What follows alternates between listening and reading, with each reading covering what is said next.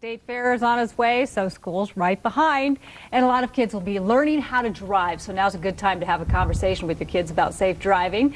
Kids will be getting into friends' cars, and that can make for a dangerous situation. And here with us this morning to talk about safe driving for teenagers is Don Duffy with AAA Minneapolis and Debbie Prudhomme from Training Wheels, a driver's education program. And thank you both for coming in. Good morning. Appreciate it. Don, your organization just completed a study, and it showed actually adults aren't getting the message either, because what was it, 70% of 18 to 34-year-olds are either talking on the phone, eating, doing things that aren't... We're really busy on the road, and I'm not talking about driving. 77% of us are eating, 70% of us are talking on the phone, 1 in 3 admit to text messaging. And really, when we're behind the wheel, we should be driving, because 80% of crashes and 65% of near crashes involve some form of distraction. What we also found was, though, although we're being distracted drivers, we're finding that other distracted drivers are really stressing us out. It's sort of a do as I say, don't do as I do sort of scenario. So look at your own habits, too, because you're modeling those to your kids. Exactly, and that's one of the things that we're taking into consideration with the new laws that just passed on August 1st. Which are? With the graduated driver's licensing, the enhancements to our current law for teenage drivers. So those are things parents need to be aware of and discuss with their kids. Be a good role model. Yeah. Exactly. Now, you are in the business of teaching kids how to drive, so I know you get a lot of questions from parents.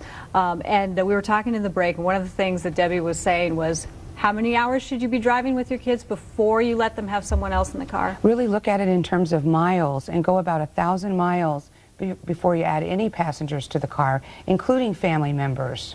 And that addresses that state law, too, right? Doesn't that have something to do with passengers you can have in the car? Well, currently, the Minnesota state law says when you're doing driver's training, you should have 30 hours of classroom, 6 hours of behind-the-wheel instruction with a professional instructor, and 30 hours of guided practice during this initial time. What the enhancement does for the law, though, is the additional restriction of nighttime driving and number of passengers during this first 6 months. And really what this is it makes our law just as strong as most of the laws in other states around the country.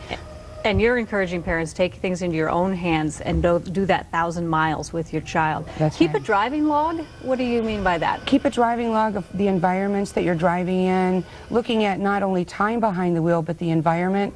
An hour on a straight freeway is going to be much different than in urban traffic. So really look at where you're driving, when you're driving, and then you'll be able to review that and go and look and say, well, look, we haven't got much urban traffic experience here. All of our driving has been on the freeway. Let's go back. Let's go back and really fill in those gaps that we've missed. I like that. And then finally, communicate with the driving school that your child is attending. It is so important. Many driving schools have a lot of structured involvement for their parents and their students. And ask the teacher, ask the driving school owner, do you have anything written for us to follow, a checklist to keep the parents on track? They're not driving instructors, and I don't think that they're that resistant to being brought in. They just need to know what to do because they're not professional instructors. Okay. Well, Debbie Prudhomme and Don Duffy, thank you so much. This will be online, so if you miss some of those tips, you can see it there.